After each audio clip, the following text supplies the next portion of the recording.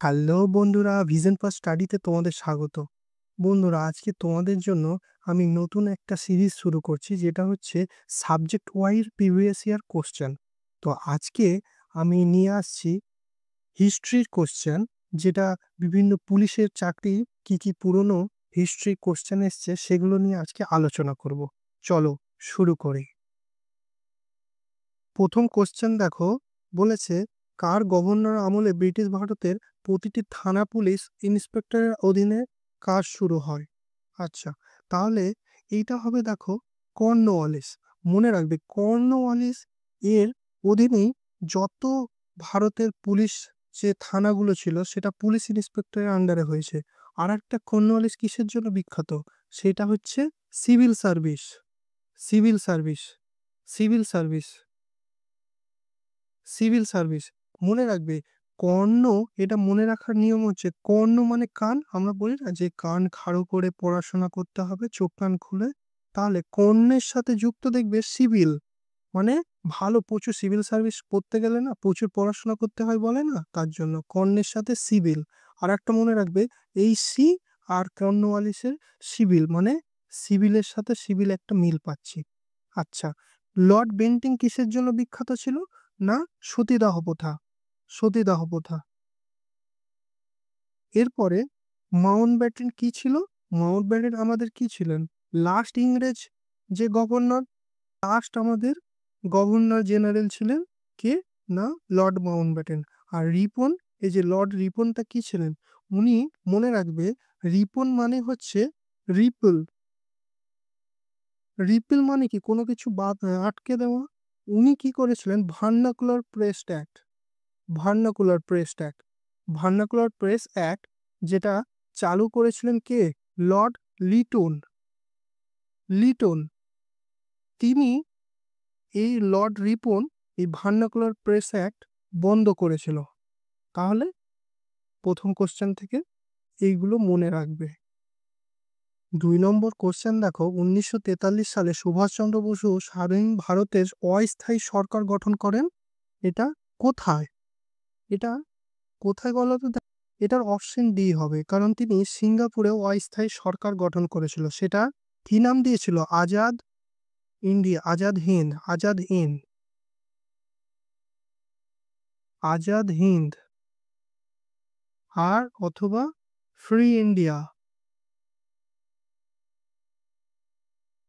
3 নম্বর question দেখো, মুদ্রা রক্ষা নাটকটি কে রচনা করেন? এইটা অপশন এ, বিশাখা দত্ত। মনে রাখবা, এই যে কালিদাস, এর ফেমাস একটা বইয়ের নাম খুব মনে রাখবে, মেঘদূতম।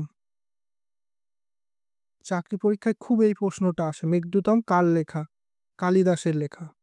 এরপরে চলো, 4 নম্বর কোশ্চেন হচ্ছে তামলুকের জাতীয় সরকারের মহাপরিচালক কে ছিলেন? এটার অপশন এ হবে সতীশচন্দ্র সামন্ত। দেখো, সতীশচন্দ্র সামন্ত, এই যে তমলুকের জাতীয় সরকারের যেটা, এটা আর একটা নাম রয়েছে, সেটা হচ্ছে তাম্রলিপ্ত জাতীয় সরকার। এটা ওয়েস্ট বেঙ্গলের পূর্ব মেদিনীপুরে তৈরি হয়েছিল। যখন ওই ভারত ছাড়ো আন্দোলন চালু হয়েছিল না গান্ধীজি, তখন এরা এই সরকারটি, অস্থায়ী সরকার, এরা গঠন করেছিল। এরপরে 5 নম্বর কোশ্চেন দেখো, নিচের কোনটি বিশ্বের প্রাচীনতম রাজধানী? বিশ্বের প্রাচীনতম রাজধানী হচ্ছে দামস্কো। অপশন ডি হবে। দেখো, দামস্কো, এটা সিরিয়ার ক্যাপিটাল। এইটাকে পুরনো যে কবিরা ছিল তারা এটাকে জ্যাসমিন সিটিও বলতো। 6 নম্বর কোশ্চেন দেখো, কলকাতাকে আলীনগর নামকরণ করেছিল কে? এটা কলকাতাকে, অপশন বি হবে, সিরাজউদ্দৌলা আলীনগর নাম দিয়েছিল। সিরাজউদ্দৌলা কিসের জন্য বলো? পলাশির যুদ্ধে। এটা কার সাথে লড়াই করেছিল? না, ইংরেজদের বিরুদ্ধে পলাশির যুদ্ধে সিরাজউদ্দৌলা হেরে গেছিল।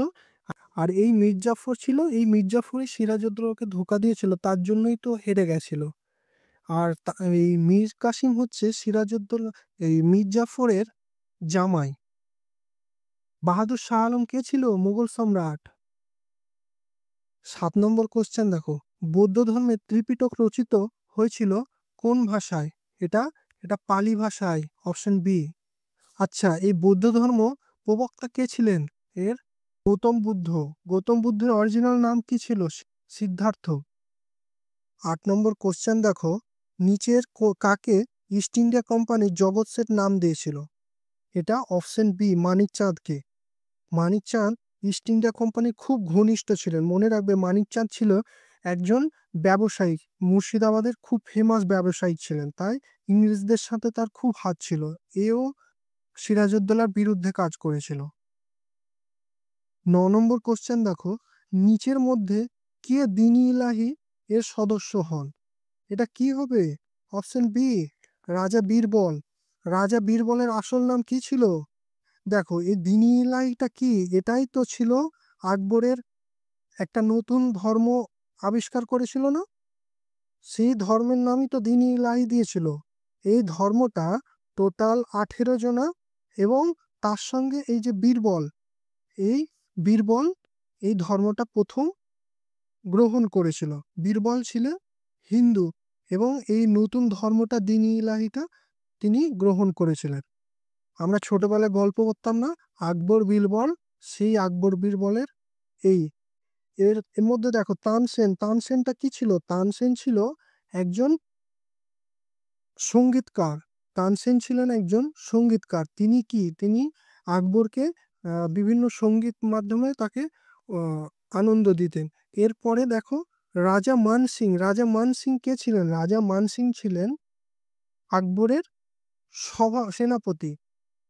আর তদরমল, ইনি ছিলেন ফিনান্স মিনিস্টার। ইনি যত টাকা পয়সা, যে ভূমি রাজস্ব আদায় করা, যত টাকা পয়সা দেখাশোনা করতেন এই তদরমল।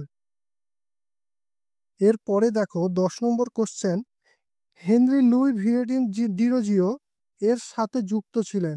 ডিরোজিও কোনটার সাথে? সেটা হচ্ছে ইয়ং বেঙ্গল মুভমেন্ট, মানে অপশন ডি। তিনি তো যত যুবকদেরকে নিয়ে ইয়ং বেঙ্গল মুভমেন্ট চালু করেছিল, তাই অপশন ডি হবে।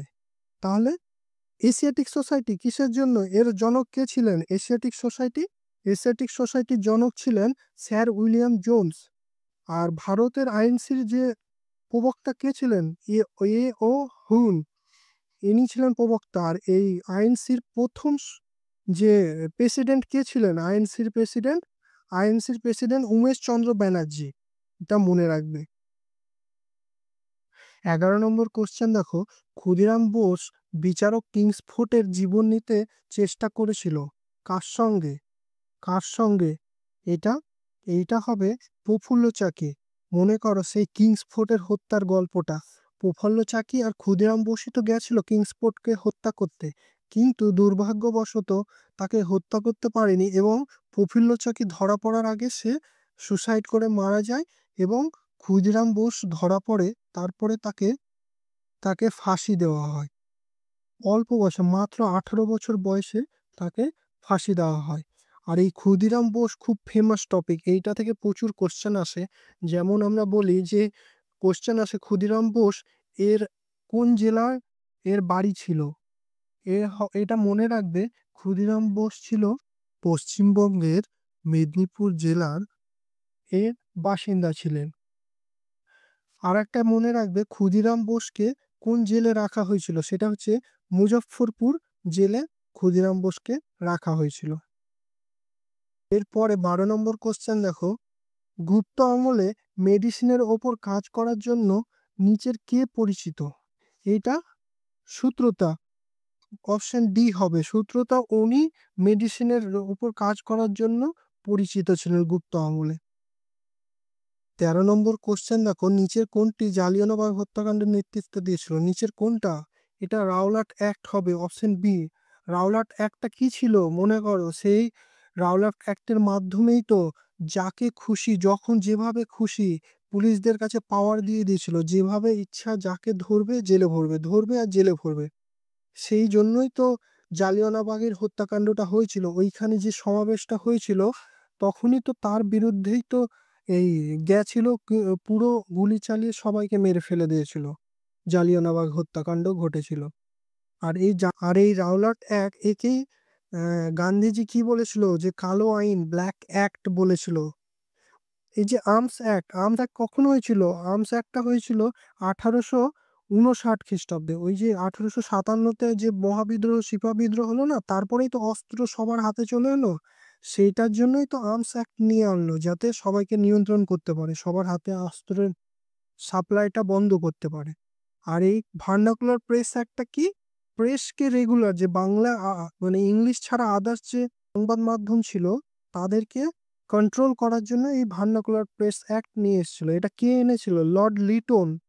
আর লর্ড লিটন এনেছিল। আর একটু আগে আমরা পড়লাম যে লর্ড রিপন এই অ্যাক্টটাকে বন্ধ করেছিল। আজকে তাহলে এই পর্যন্তই থাকলো, বাকিটা নেক্সট ক্লাসে পেয়ে যাবে। তার জন্য চ্যানেলটা অবশ্যই আমার সাবস্ক্রাইব করে দাও, আর কমেন্ট করে তোমরা জানাও কেমন লাগলো। আমি প্রতিটা চ্যাপ্টার ওয়াইজ বিগত বছরের কোশ্চেন নিয়ে তাড়াতাড়ি আসছি। ধন্যবাদ বন্ধুরা।